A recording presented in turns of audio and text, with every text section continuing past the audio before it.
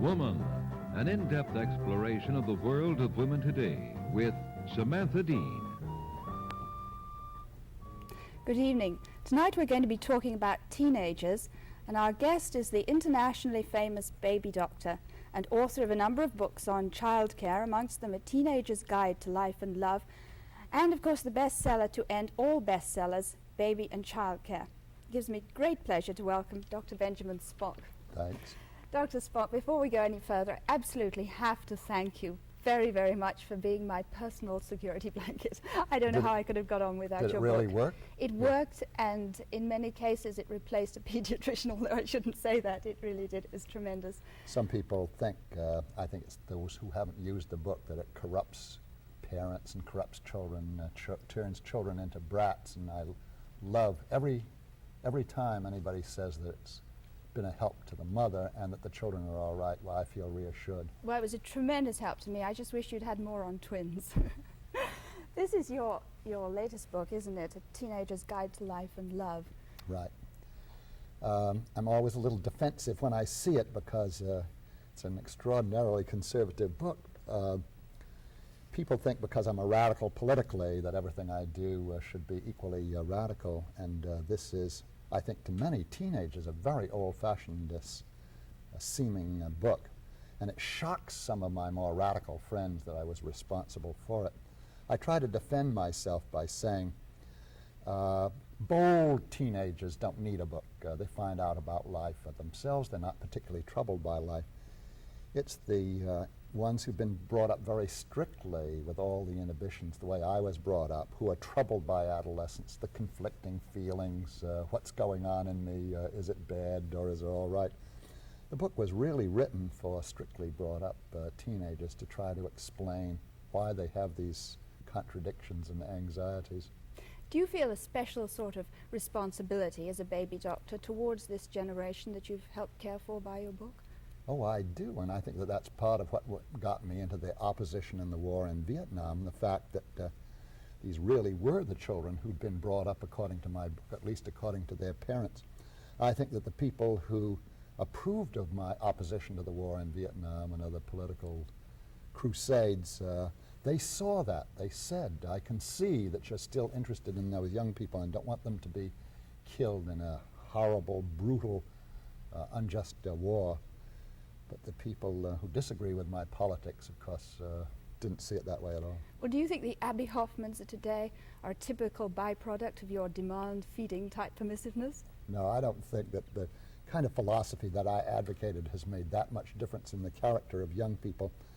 I think Abby Hoffman and Jerry Rubin they're a very special, unusual type of person. I think that a lot of people, especially those who don't like the more liberal and radical youths, assume that I created them with the advice in baby and child care, but they forget that all the conservative young people of nowadays were raised by my book too. In other words, any parent who used a book for practical purposes was using my book. So it obviously, the book, if it has anything to do with producing types, it produces conservatives, moderates, and radicals. You've spent so much of your time closely connected with the youth of today. I think it's 300 campuses in 2 years, you tell me you've 300 campuses in 5 years. In 5 years. 5 years. Well, what do you feel you've learnt from your proximity with the youth of today? I think the first one is that there's no age gap, no generation gap, if the older person is willing to be friendly. In other words, I think the gap was mainly made by older people recoiling from changes in the beliefs and habits of young people, that they bristled and pulled back, and the young people, of course, felt that and felt the gap. But everywhere I've gone in the last 5 years since I've opposed the war in Vietnam, young people have welcomed me with open arms and implied that they not only felt generally friendly, but that they welcomed support from older people in a cause like the opposition to the war. What are young people saying to you today? What are their problems? What are their concerns? And how do these contrast with the concerns of their parents?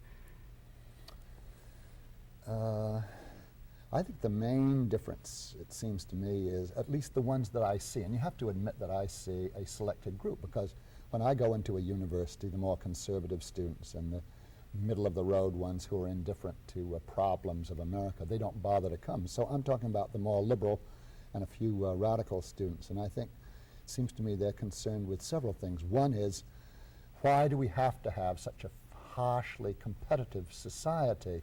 Dog eat dead dog. Why not live by cooperation and brotherly love? And I think it's wonderful that they ask this question.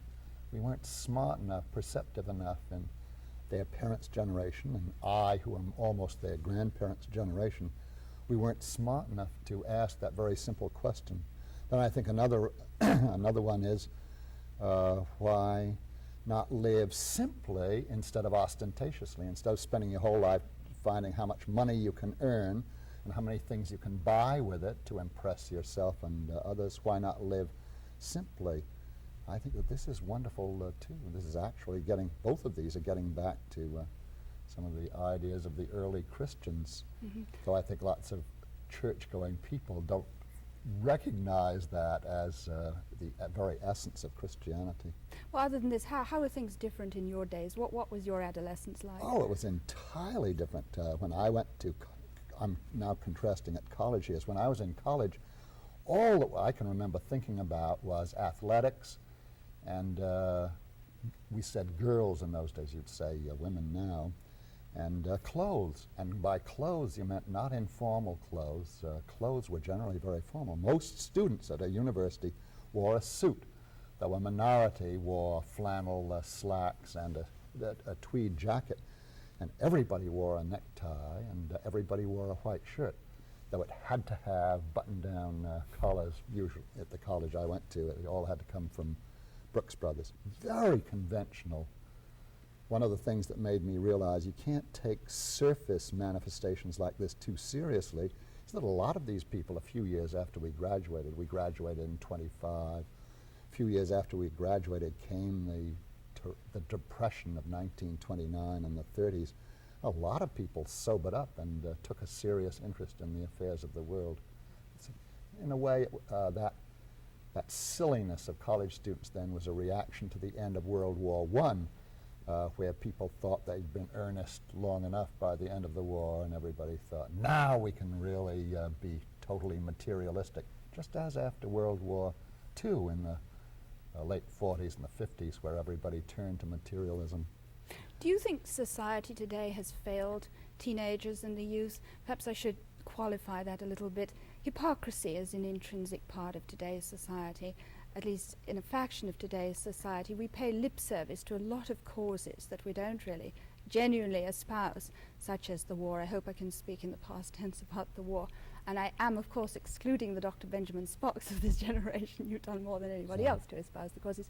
But we talk a lot about ecology and preservation of the land, and we don't do an awful lot. Now, do you think teenagers seeing this, this contributes to their feelings of unrest and rebellion? Oh, it certainly does, and I think that there's more contrast now between what could be in America, the richest country the world has ever known, with all the technical knowledge, medical knowledge, educational knowledge to give a good life and good preparation for life to everybody. And certainly by far the richest country in the world, much richer than it has ever been in the past. The contrast between this and what is actually the condition of a majority of people has never been greater. I think that has stirred up protest in youth. I think that the war in Vietnam itself, which from their point of view and my point of view was a particularly pointless, unjust war, that gave them a feeling of extreme impatience. So I think that the provocation, the excuse for being critical of the older generation is greater today than it's ever been. Do you think? But I think that young people have always been critical to some degree of the older generation. I think nature intends us to be that way so that each person growing up will have a chance to review what the situation is in the world and decide whether he wants to attach himself or whether he wants to remain a protester. Well, do you think it's helpful if we as parents acknowledge our part in the hypocrisy, because we are all a part of society, and if it fails, it is our failure too? Do you think this helps the credibility gap between the parents and the teenagers? Yeah, I think so. I think actually parents can have more influence on their children if they admit that a lot of their standards are hypocritical, that they're not living up to them themselves. I think that what frees children to be, adolescents and youths, to be completely critical of their parents is for their parents to pretend that they aren't hypocritical at all, that they are living up. I think that when parents admit this to their children, though, I don't mean that they should grovel, because I think that many parents have the idea either you have to be an authoritative person saying, I know, you do what I say, or they become apologetic and say, I know we've failed you, we're a rotten, rotten generation. I think one should strike something in between. I think it's very important for parents to communicate as freely as they can with their children, especially in the adolescent and the youth period.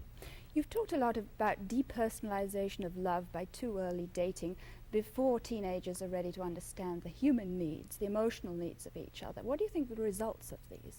And could we define too early dating? I'm sure it's very... I don't want to be thought of as too arbitrary about that. I think that especially back in the 50s and early 60s, there were a lot of teenagers who felt you must have a regular girlfriend and boyfriend, and you must have regular dates. And I think a lot of this wasn't based on not only not love, but it wasn't even really based on affection or even common interest, a rather desperate feeling that to be respectable, you've got to have a regular date. And I think regular dates also lead, of course, to gradual sexual familiarity. And I think one of the things I was stressing there, don't get into it until, don't try to go very far in dating until you really feel drawn to somebody, and drawn not just in a physical sense, but drawn in an affectional sense, a communality of interest.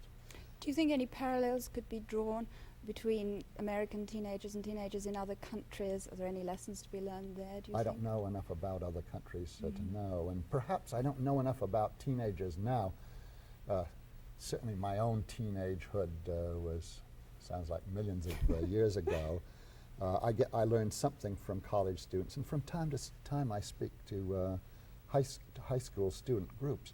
But I think there are more and more even high school students who are drawn into very close, meaningful relationships on a really affectional basis. In other words, I think the trend is away from that desperate feeling you've got to have dates whether you like the person or even can stand the person or not. I was only really making the point in the book, better not to get drawn deeper and deeper into physical sexuality unless there is a real respect and love, and then that keeps things in proportion. Well, do you think the sexual freedom that is a part of today is a result of the changing values, or do you think it's the other way around? Well, I think values are always changing, and the values have certainly changed, and I think parents and schools have gone in for franker sex education, and I think parents, even those who are embarrassed about sex, have felt that you have to answer your children's sexual questions beginning from 2.5 or 3 years of age. And I think that no question about it that young people today are much less inhibited, much less scared of sexuality than their parents. But I don't think that that necessarily means that any sexual experimentation is wise. My own feeling, this may be just because I'm old and because in this respect I'm cautious, I think you ought to tread lightly, because I think one of my main protests against too much focus on the mechanics or the anatomy or the physiology of sex is that it leaves out the fact that in a human being it's a part of very intense relationships that have to do with your future marriage and your whole attitude toward life and children. And I think that it's better not to tamper with that too much and not encourage yourself to, especially if you've been brought up with a lot of high ideals, because then you become disappointed in yourself. You've also criticized the American image of marriage as being over-glamorized and over-romanticized and not concentrating enough on human relationships. How would you suggest that parents train or program their teenagers for marriage? Well, I think that parents, what I was thinking about explicitly is how in movies and novels and art and romances in magazines, this blinding love, people get married, and the implication is that they live happily ever after. And I think Americans are way up at one end of the scale in this, that in other countries, parents tell kids this is serious business getting married, and I think that in the United States we ought to tell them they're not only serious business, but there's a terrible rate of failure of marriage. It isn't a blinding flash that will guarantee living happily ever after. I don't want to preach too much about this. I only think that since there are so many influences that give young people the idea that just as long as you feel smitten that that's a guarantee, I think parents should be always reminding them. I don't mean giving them lectures, but when you're talking about the fact that Aunt Ellen is getting divorced and somebody down the block is getting divorced, I think it's good for young people to hear their parents talking frankly about marriage is a difficult relationship. If you're going to make a marriage work, you've got to work at it. It's like gardening or something like that. Flowers don't just grow because you throw a few seeds in there. Well, in view of all these statistics, and particularly as they pertain to teenage marriages, what do you think of trial marriage? Well, I think that by the time somebody has gotten 18 and is not going to a university, I'm saying dangerous things now, or they're in a university but not ready to get married, my own feeling is that from that the person who is not going to the university, who thinks they know somebody well enough to get married to them, that 18 is a possible age, but that if they want to live together, I think our society should not frown on that. I'm not talking about, I should quickly say, I'm not talking about 14, 15, 16-year-old, because I think you've got to have experience with the world and a ripening of your own feelings, so that there really is a fair certainty that you're talking about a feeling for a person rather than excitement about something physical. Anyway, I approve of the fact that quite a few college students, after they've really become loving toward a person, will live together for a while. I think myself that this is a safeguard. What about children born in a trial marriage? Well, I think they should try very hard not to have children, that this is part of the responsibility is not to have a child. You would If not you're going to have a advocate. child, if you're going to have a child, you should get married beforehand, so that there's some solidity into which the child is born. It's a tough life for a child that's born really out of wedlock when two people are not anywhere near ready to take care of them. What do you think the psychological implications are to a teenager born and nurtured in a family where one parent or perhaps both parents are homosexual? I don't have enough experience to know. It's one of the things that homosexuals and their demanding of rights and to be considered human beings like everybody else. It's one of the things that they finally come around to in discussions with a person like me. Should two homosexuals be allowed to adopt a child? I find myself very divided on that particular question. I think homosexuals are people. They didn't choose to be homosexuals, but since they are homosexuals, they got to be respected as homosexuals. I'd say very promptly that if a woman first had a marriage, had a child, and then discovered that really she was homosexual and got a divorce and lived with another woman, seems to me she has every right to keep her own child. But whether two homosexual women or two homosexual men are really entitled to adopt a child, that to me is difficult. In terms of being human beings, they should have the same rights as other human beings, but in a sense, taking on a child is not just your own right, it's what are the rights of the child. I was trained long ago before such questions were asked, and I'd say that I've always assumed, as I've been taught and experienced in pediatric practice, children really need a mother and a father, that it's good for them to become intimately knowledgeable about both sexes and to see the relationship of the sexes, and obviously some of that will be left out. But it would be certainly foolish to say you can't bring up a child normally with two homosexual parents, because a child, if it is two homosexual women, a child will be seeing men, presumably. There'll be relatives, there'll be teachers at school and so on, and we know that a child can make a father out of bits and pieces, you might say, from men that he sees at least on occasion. Certainly all children brought up in regular marriages don't turn out all right, so people who are heterosexuals can't say, this is the sure way of making a normal child. I'm sure that children brought up by homosexuals, that many of them will turn out quite normal.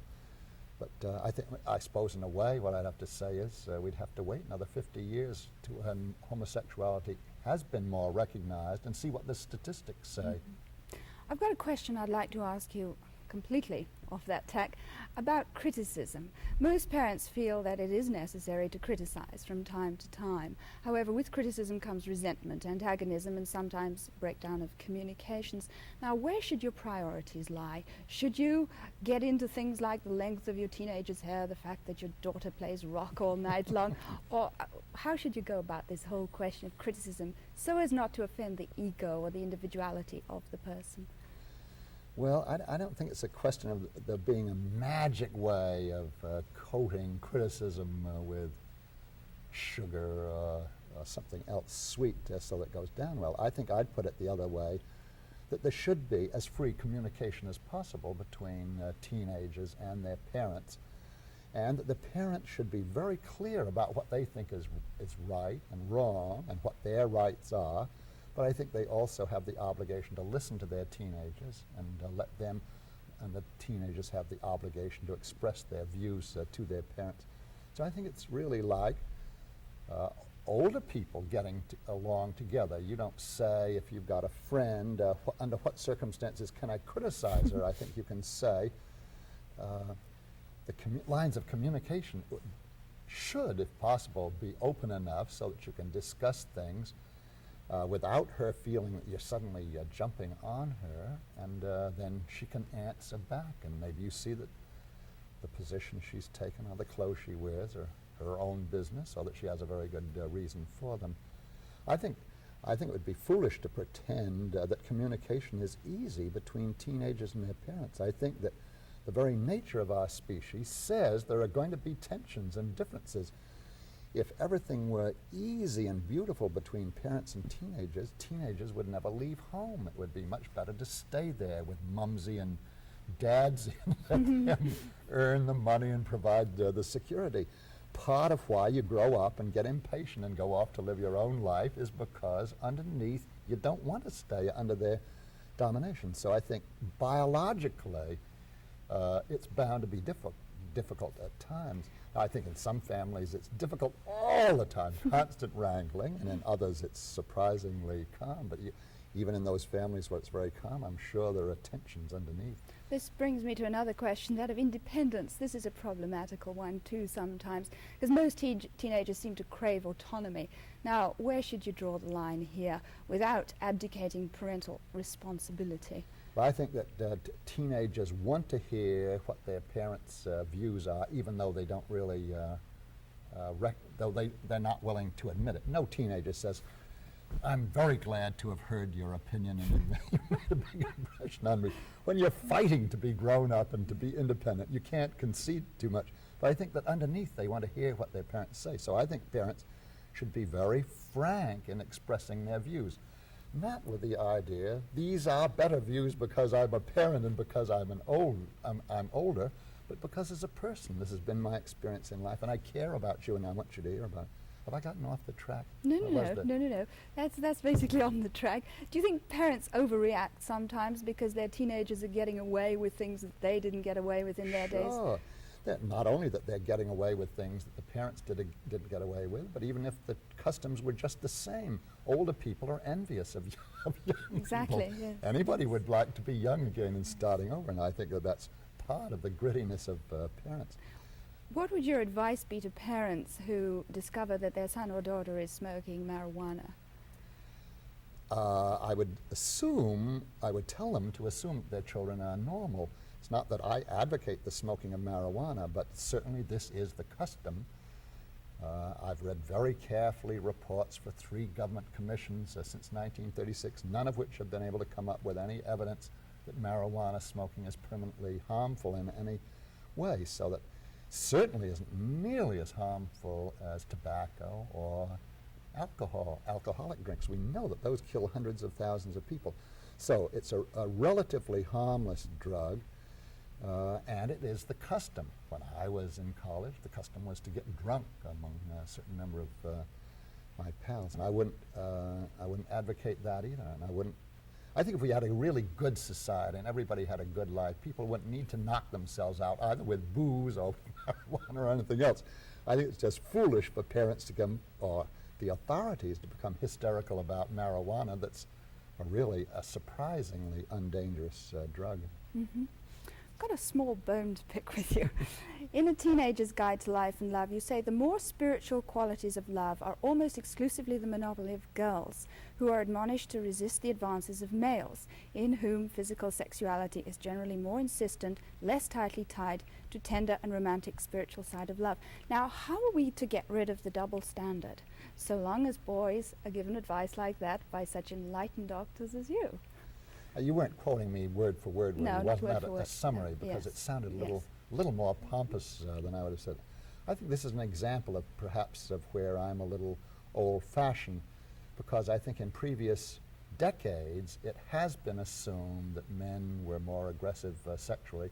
I'm willing to concede now that I don't mean that I'm noble to do so. I just admit that that could have been a preconception, because it was accepted that that was the way men were to be more aggressive. Certainly what's happened in the last 10 or 15 years, that girls and women have become a lot more aggressive sexually.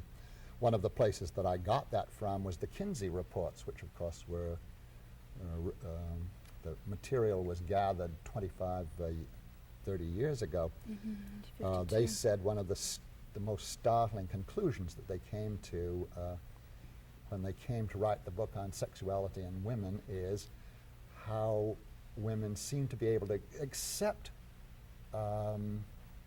women who were either had been maiden ladies all along, or women who had been divorced, or women who had been widowed, seemed without great tension to be able to get along without sex the rest of their life, whereas it's always been, and men 25 years ago told the Kinsey people, if they were honest, that they were sort of on the prowl. Maybe they didn't do anything, but they were thinking about sex a great deal of the time. So I think I got it from such sources as that, which was not just opinion, but it may well have been biased by preconceptions. Dr. Spock, time has absolutely whizzed by. Yeah. Thank you very, very much for a very interesting, informative talk. Thank you. Good night from Woman. We'll see you again next week.